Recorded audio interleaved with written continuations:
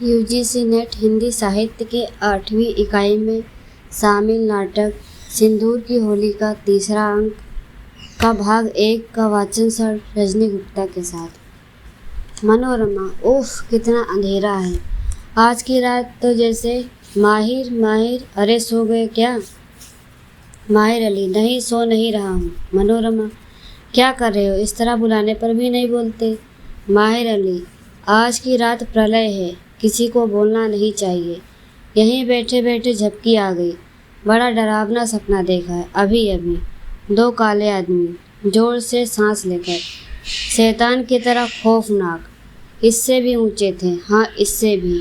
काले लंबे लंबे दांत होठ के बाहर हो गए थे, बड़े बड़े बाल। डरकर चारों ओर देखता है, हाथ उठाकर ऊपर से नीचे की ओर धीरे धीरे खींचता है। मेरा हाथ पकड़कर खींचने लगा। मैं घबराकर जाग पड़ा। मालूम हो रहा है जैसे इधर चारों ओर भूत घूम रहे हैं। मनोरमा। हूँ। माहिर अली। शायद उसे ले जाने के लिए दूत आ गए हैं, चला भी गया होगा। मनोरमा। क्या कह रहे हो? माहिर अली।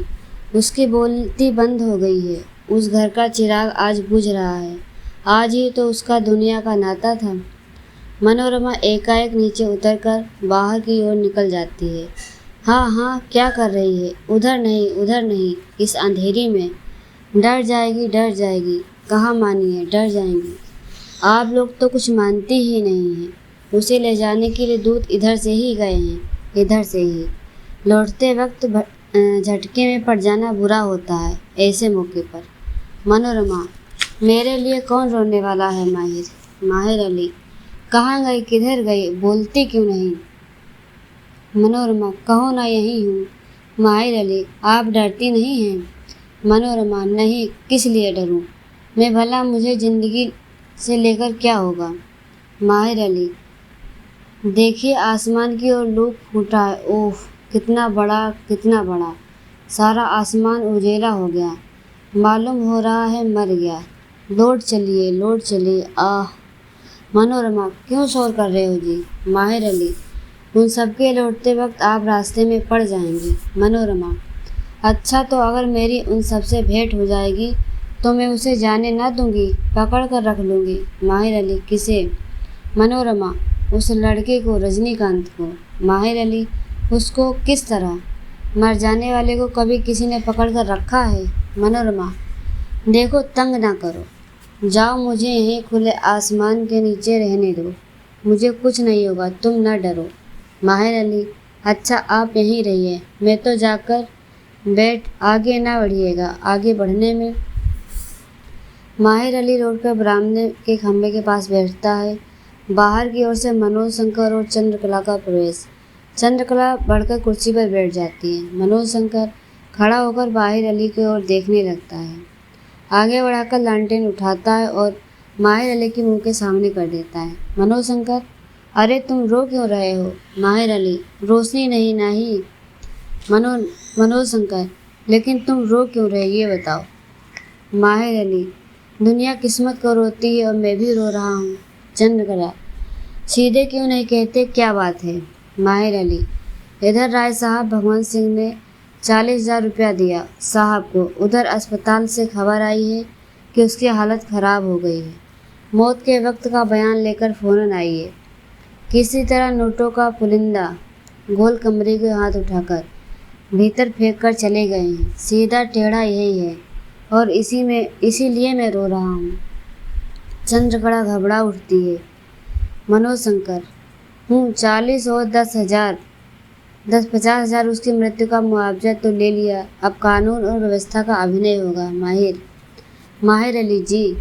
मनोज शंकर। तुम कब से इस नौकरी में हो? माहिर अली। 15 साल हो गए। मथुरा से मुरादाबाद गए, फैजाबाद गए, गाजीपुर गए और इधर यहाँ। आप तो जानते ही हैं। मनोज शंकर।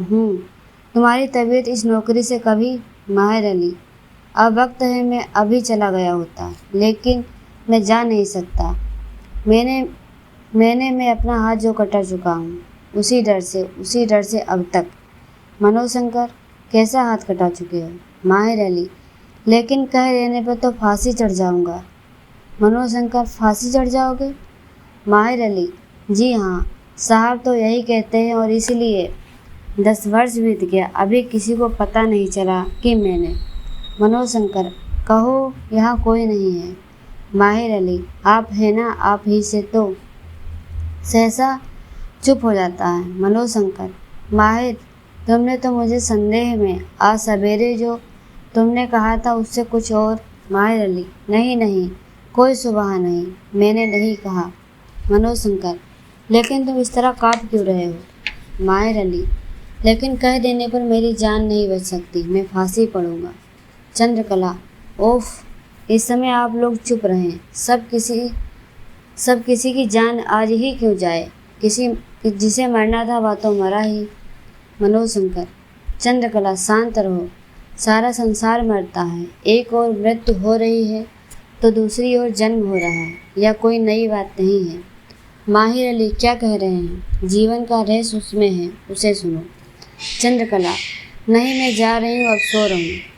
मनोशंकर, आए, तुम्हें नींद आ जाएगी?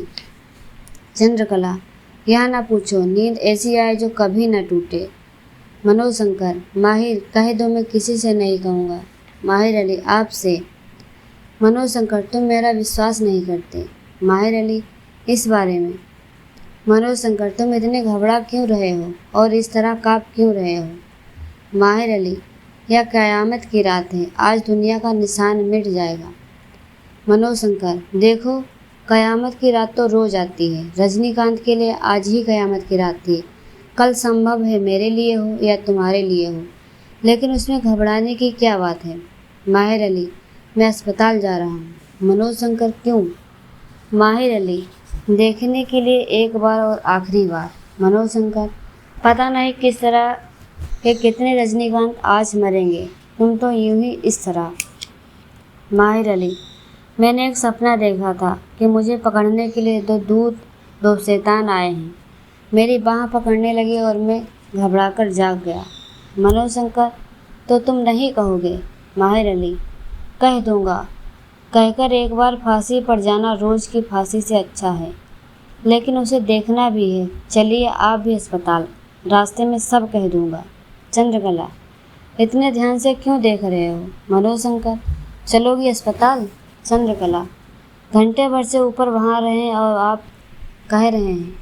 मनोशंकर, तब तो उसके मरने की संभावना न थी। चंद्रकला, अब मैं जाकर जिला तो ना दूंगी, अगर वह संभव होता, जाओ देख आओ। मनोरमा, मनोशंकर, मालूम होता है कि उतना समझाना व्यर्थ गया। चंद्रकला, जाओ, जाते क्यों नहीं, समझाने का अभी बहुत समय है, मैं आज नहीं मर जाऊंगी। मनोशंकर और माहिर अली का प्रस्थान। मनोरमा, वाह वाह, क्या कहना है, मैं तुम्हें इस रूम में देखना चाहती थी, चित्र बनाते समय तुमने यह श्रृंगार क्यों न किया? चंद्रकला, तब? गंभीर होकर मनोरमा का हाथ पकड़ लेती है। मनोरमा, हाँ कहो, तब? चंद्रकला, तब तो मैं पार्वती की तरह मृत्युंजय के लिए तपस्या कर रही थी। मनोरमा, उसकी ओर ध्यान से देखते हुए, तुम्हारा चित्त शांत है ना? चंद्रकला, प्रशांत महासागर की तरह, अब लहरें न उठेंगी। वह चित्र कहाँ रखा है, देना तो। मनोरमा, वह चित्र वह रजनीकांत का? चंद्रकला, हाँ। मनोरमा, शायद तुमने सुना होगा उसकी हालत। चंद्रकला, हाँ सुन चुकी हूँ, उसकी तैयारी हो चुकी है, अब मैं भी तैयार हो जाऊँ। मनोरमा, किस लिए? उसकी ओर ध्यान से देखने लगती है। चंद्रकला, क्यों? मनोरमा, लेकिन तुम्हारी आँखें। मेरी आंखें दिखाई तो पड़ रही हैं ना। मनोरमा, इतनी चमक क्यों रही हैं? चंद्रकला क्षण भर के लिए छत के ऊपर देखने लगती है। उसके मुंह पर एक प्रकार का अस्वाभाविक साहस और तेज खेलने लगता है। मनोरमा उसकी ओर मंदमुग्ध की तरह देखने लगती है। चंद्रकला, उद्विग्न क्यों हो रही हो? मनोरमा, मुझे भय है कि तुम। चंद्रकला, किस तरह का? मनोरमा, शायद तुम अपना सर्वनाश करना चाहती हो। चंद्रकला, वह तो हो चुका। मनोरमा, ओह, तो तुम्हारा मनोज बाबू से समझौता नहीं हो सका, तुम अब भी उसी मोह में। चंद्रकला, बस कहना मत, मेरे आत्मज्ञान को तुम मोह कह रही हो, मैं जिसकी थी हो चुकी, और समझौता कैसा? आग और पानी का समझौता कैसे हो सकता है? मनोज सब तरह से योग्य है, लेकिन उनके भीतर एक प्रकार का संदेह, एक प्रकार का अंधकार है जो मैं समझ नहीं सकती। वे स्वयं अपना विश्वास नहीं कर सकते। प्रयत्न उन्होंने भी किया और मैंने भी, लेकिन हम दोनों असफल रहे। मनोरमा: लेकिन यह अंग्रेजी विदेशी भावावेश, प्रथम दर्शन का प्रेम हमारे देश में नहीं चलता। चंद्रकला: राम और सीता का, दुष्यंत और शकुंतला का, नल और दमयंती का, अज और इंदुमती का प्रेम प्रथम दर्शन में ही हुआ था। स्त्री का हृदय सर्वत्र एक है क्या पूर्व, क्या पश्चिम, क्या देश क्या विदेश। लेकिन मैं इस तरह अपनी सफाई न दूंगी। संभव है मेरा यह काम स्त्री जीवन और समाज के विधान के नितांत प्रतिकूल हो, लेकिन अब तो मैं कर चुकी। इसका मुझे दुख नहीं है, ना तो मैं इसके लिए पश्चाताप करूँगी। मनोरमा: बहन मैं। चंद्रकला: कहो, मैं सुनना चाहती हूँ, जो कुछ भी कहो। मनोरमा: मुझे संदेह है कि तुम विचार नहीं कर रही हो। चंद्रकला: मनोरमा, तुम्हारा आदर्श मेरे सामने है। तुम 8 वर्ष की अवस्था में विधवा हुई थी और मैं आज 20 वर्ष की अवस्था में विधवा हो रही हूँ। तुम्हारा निभ गया और मेरा नहीं निभेगा। मनोरमा: लेकिन मेरा विवाह भी तो हो चुका था। चंद्रकला: तो विवाह तो मेरा भी हो गया। 1000 10,000 आदमी भोजन ना कर सके, 10-20 हज़ार शंख ना बजा, 10-20 बार शंख ना बजा, थोड़े से मंत्र और श्लोक ना पढ़ेंगे, यही ना। मनोरमा: तब विवाह कैसा हुआ? चंद्रकला मुस्कुराकर: विवाह की कई प्रणालियाँ हैं, हमारे ही देश में पहले प्रचलित थी, अब जरूर रुक गई हैं, लेकिन खैर मेरा तो हो गया जी। जीवन में चिंता करने को बहुत कुछ है, यही भी रहेगा। मनोरमा: बहन सावधान होने की ज़रूरत है। चंद्रकला उसे दोनों हाथ से पकड़कर: मनोरमा, मैं तो विचार करना जानती ही ना थी, तुम ही ने तो सिखलाया, और अब अधीर क्यों हो रही हो? तुम्हारा आदर्श क्यों केवल तुम्हारा रहे, मेरा भी हो, मुझे भी उस आदर्श में जीने दो। मनोरमा: मेरा आदर्श तो वैधव्य है, जो अपने बस की बात नहीं, लेकिन तुम अपना जीवन क्यों बिगाड़ रही हो? मैं यही तो नहीं समझ पाती। चंद्रकला: इधर देखो, मजबूरी मेरे लिए भी है।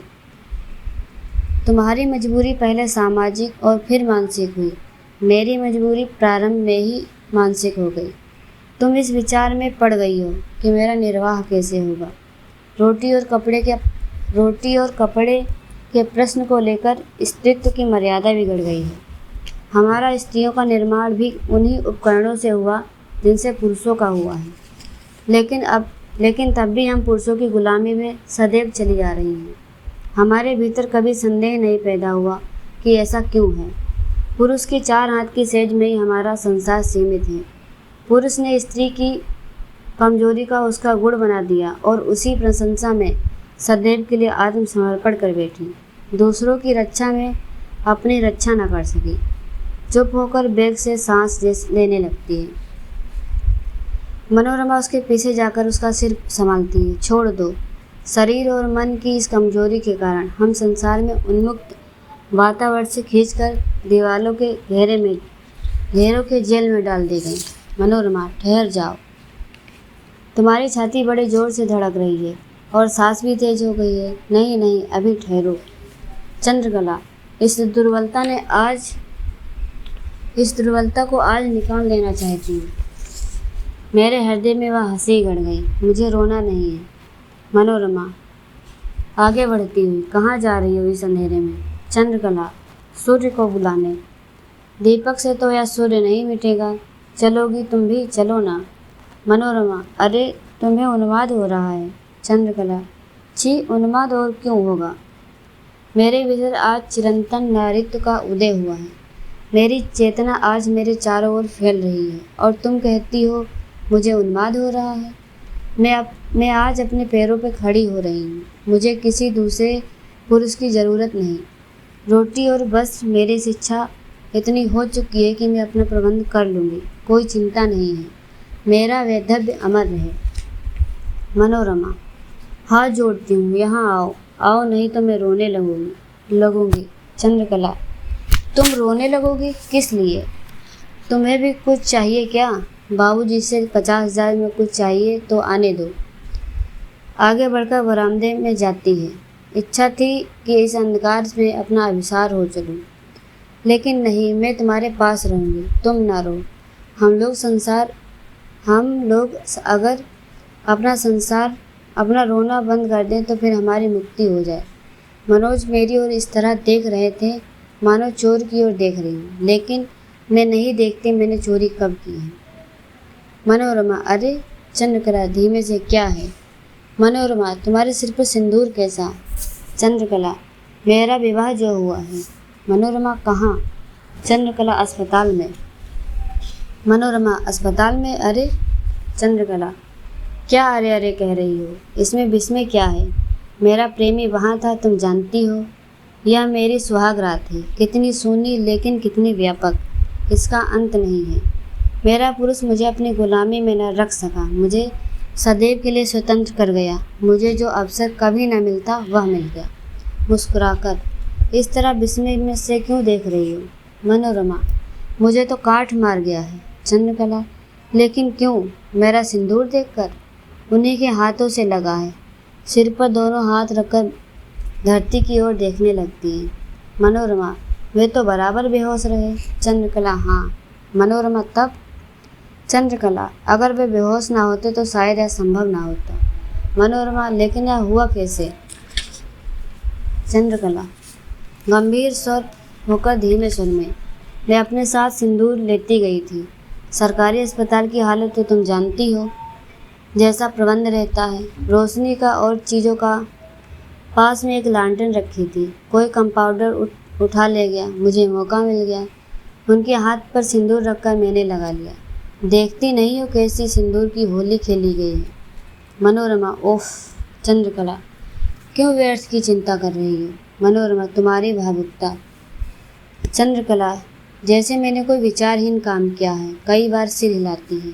मनोरमा, मैं तो। चंद्रकला, व्यर्थ की बहस ना करो बहन। मनोरमा, लेकिन। चंद्रकला क्षुब्ध होकर, फिर लेकिन? तुम्हारा लेकिन मेरा विश्वास नहीं डिगा सकता, और यदि तुम ना मानोगी तो मुझे कहना पड़ेगा कि तुम्हारा विधवापन निरर्थक है लेकिन मेरा सार्थक। मनोरमा, हाय बहन, क्यों मुझे अपमानित कर रही हो? चंद्रकला, ईश्वर जानता है कि मैं सच्चे मन और सच्ची आत्मा से कह रही हूँ। मनोरमा, सच्चे मन और सच्ची आत्मा से? चंद्रकला, हाँ। चंद्रकला, मैं बिल्कुल शांत और प्रसन्न चित्त से। मनोरमा, उफ, जाने दो। चंद्रकला, तुम्हारे मन में मेरे प्रति संदेह रह जाएगा। सुनो, मैं क्या समझती हूँ, नहीं तो तुम। मनोरमा, तुम्हारा चित्त स्थिर नहीं है, इस समय चुप रहो। चंद्रकला, चुप तो मुझे रहना है ही। भविष्य में मैं इस विषय पर व्याख्यान न दूंगी। यह रस मेरी आत्मा में भर गया है, यही मेरा संतोष है। पुरुष बली है, सब तरह से बली रहेगा। मैं द्वंद्व में विश्वास नहीं करती। स्त्री ने स्वयं अपना नरक बनाया है, पुरुष उसके लिए दोषी नहीं है। हमने कभी अपनी आत्मा की पुकार नहीं सुनी। कुछ सोचकर, बहन, तुम्हारा विधवापन तो रूढ़ियों का विधवापन है, वेद मंत्रों का और ब्रह्मभोज का। जिस पुरुष को तुमने देखा नहीं, जिसकी कोई धारणा तुम्हें नहीं, जिसकी कोई स्मृति तुम्हारी आत्मा को हिला नहीं सकी, उसका वैधव्य कैसा, तुम स्वयं सोच लो। मेरा वैधव्य वह निर्विकार मुस्कुराहट, यौवन और पुरुषत्व के विकास की वह स्वर्गीय आशा। मैं कल्पना करती हूँ 25 वर्ष की अवस्था में वह शरीर व हृदय कैसा होता। कुछ सोचकर, इसलिए कहती हूँ मेरा वैधव्य सार्थक है। मनोरमा, आज तुम भावना और विक्षोभ की आंधी में उड़ी जा रही हो। इस समय मेरे शब्द हल्के पड़ेंगे, नहीं तो मैं कह देती कि इस समय तुम्हारा यह शीशा देखना, जिस चीज को तुम आत्मज्ञान और चिरंतन नारित्व का उदय कह रही हो, वह नहीं है। तुम्हारा वैधव्य तो अमर रहे और तुम अपने ही रूप पर रीझती भी रहो। यह क्या है? चंद्रकला, ऊपर लालटेन का प्रकाश डालती हुई, क्यों? मनोरमा, तुम्हारा वैधव्य तुम्हारा है, वह तुम्हारा स्वर्ग हो सकता है, लेकिन उसमें समाज की, संसार की क्या आशा है? वैध मंत्र, हवन, शंख ध्वनि, जिनके साथ तुम्हारा समझौता नहीं हो सकता, सामाजिक संस्कारों के लिए मोहर का काम करते हैं। विवाह हो गया, विवाह हो गया इसकी सूचना और साक्षी का काम कर रहे हैं। तुम अभी जो मुझ पर और सामाजिक रूढ़ियों पर विष उगलती हो, उसके मूल में तुम्हारा विक्षोभ और तुम्हारी नई शिक्षा है। तुम उन पर रीझ गई हो। आज मरने पर तुम विधवा हो गई। मैं विधवा हुई थी एक बार। मैंने किसी दूसरे वैधव्य की संभावना नहीं मेरे किसी दूसरे वैधव्य की संभावना नहीं हो सकती, क्योंकि अब फिर मैं कभी मेरा विवाह के नाम पर वेद मंत्र, शंखध्वनि, ब्रह्मभोज का अवसर नहीं आएगा। लेकिन तुम जो उनके मोह में पड़ गई केवल एक बार देखकर, तुम क्या समझती हो? वैसी हंसी, मुस्कुराहट, शरीर की सुंदरता और उसका विकास, आंखों की बिजली और बालों का उन्माद, उस कोटि का, चारों ओर हाथ उठाकर, इतने बड़े संसार में दूसरा ना होगा। और तुम्हारी दानशील प्रवृत्ति वह भी न उलझ जाएगी। मेरे साथ वेद मंत्र और शंख ध्वनि का सवाल था, इसलिए मैं एक बार विधवा है। लेकिन तुम्हारे साथ तो अनेक बार विधवा होने की संभावना है। भावुकता और विक्षोभ के अवसर पर निकले हुए शब्द संस्कारों की मर्यादा इस तरह नहीं मिटा सकते, और इसलिए उनका आधार उनका आदर्श नहीं हो सकता। परीक्षा की आँच में ठहर भी नहीं सकता, अभी तक कुशल है।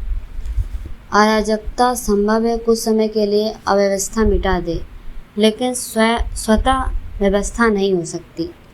स्वतंत्र अस्तित्व आज दिन के नए विचार संसार को एकदम स्वर्ग बना देना चाहते हैं। उनमें से एक है, लेकिन एक नए स्वर्ग की कल्पना के मूल में कोई आदर्श नहीं है। हाँ, प्रवृत्तियों की घुड़दौड़ के लिए काफ़ी मैदान दे सकेगा। चंद्रकला, बस रहने भी दो।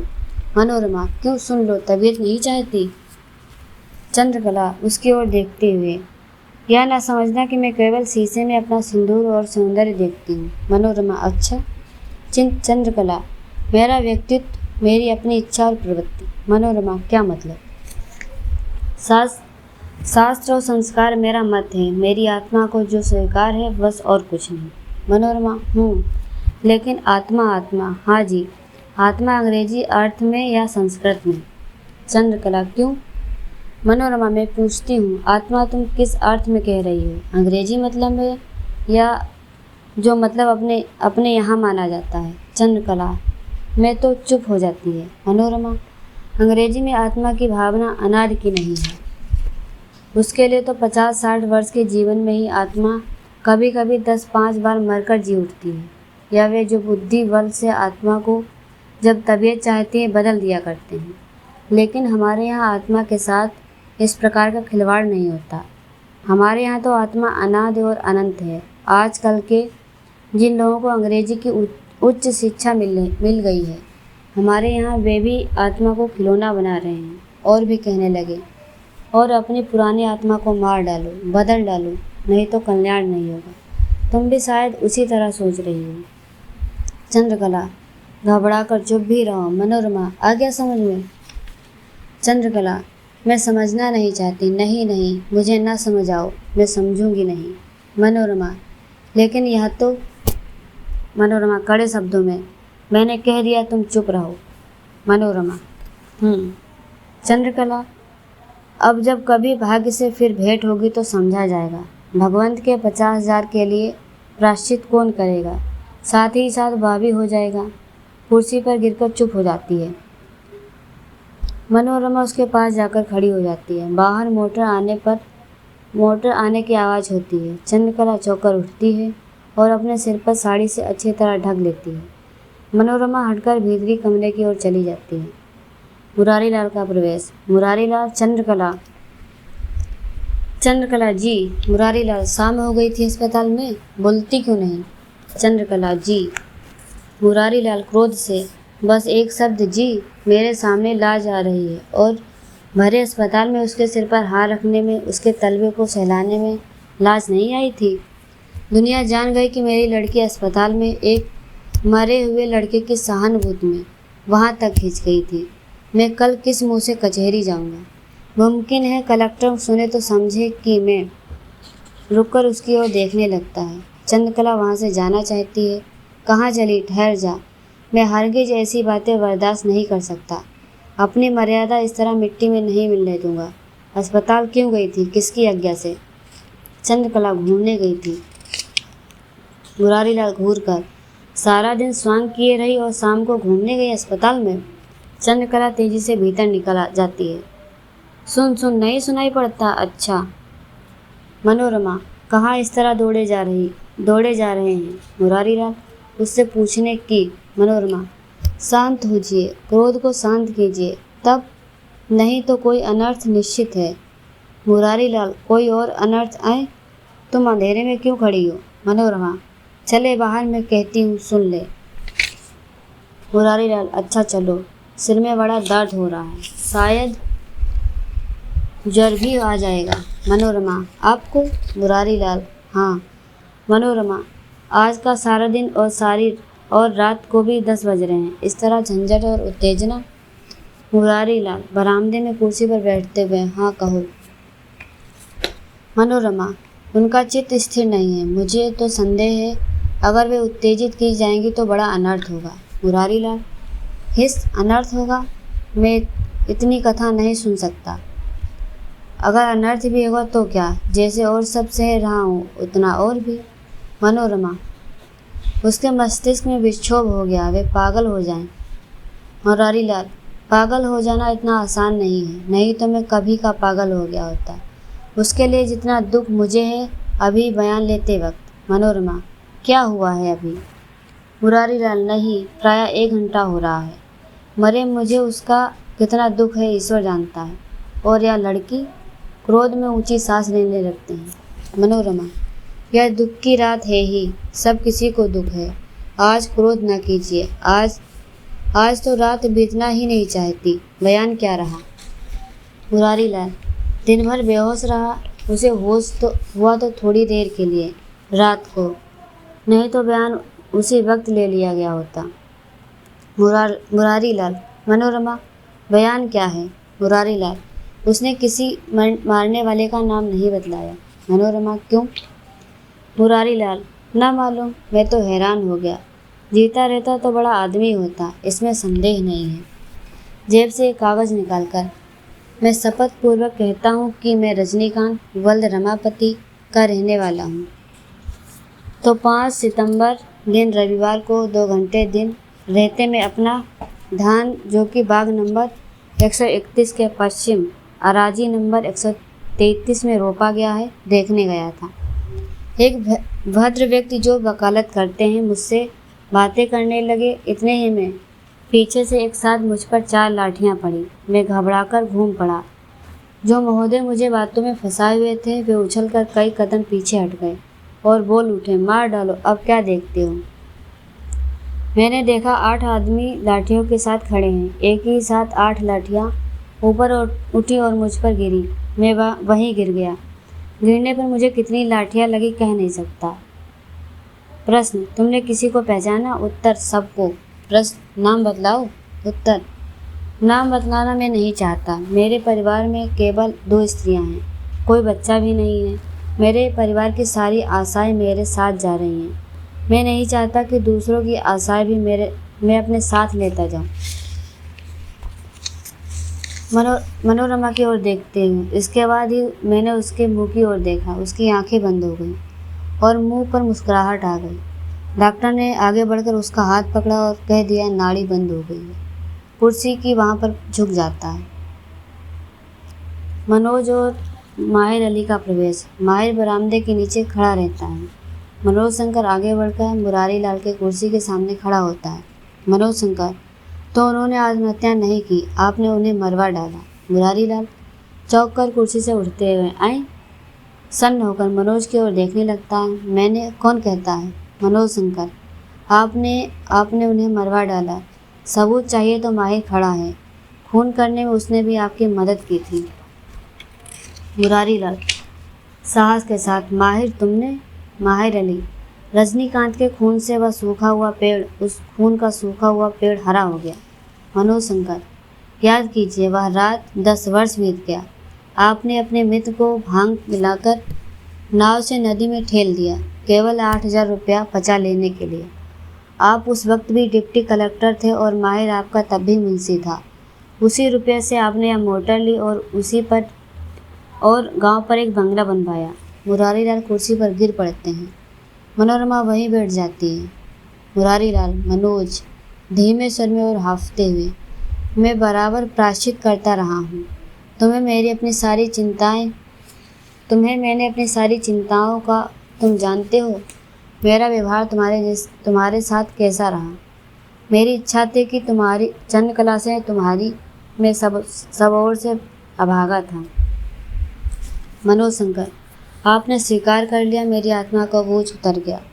अब मैं आत्मघाती पिता का पुत्र नहीं हूँ। उत्साह से, ओह, मैं क्या था, इसी चिंता में मेरा स्वास्थ्य बिगड़ गया।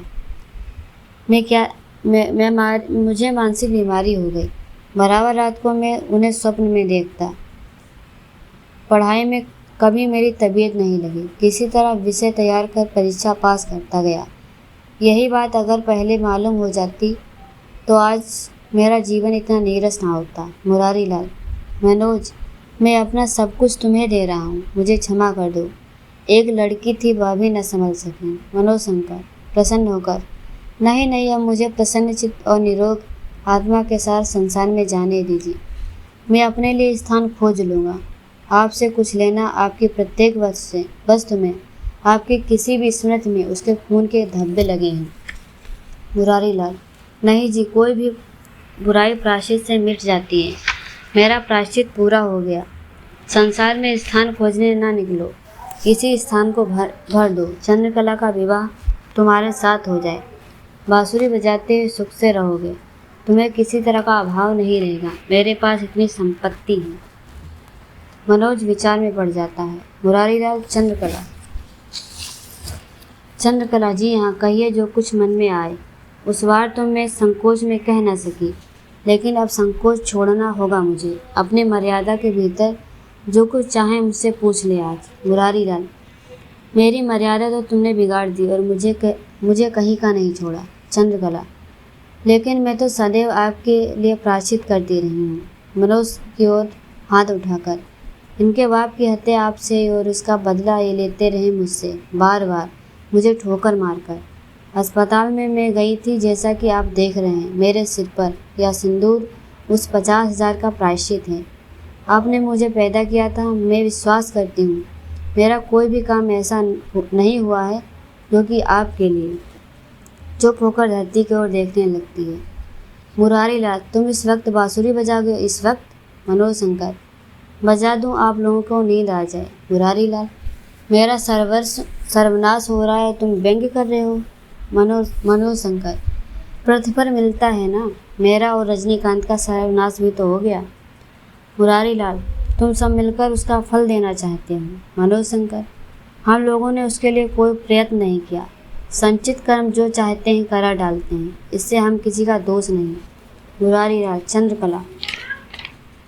चंद्रकला जी। मुरारीलाल, अब क्या होगा?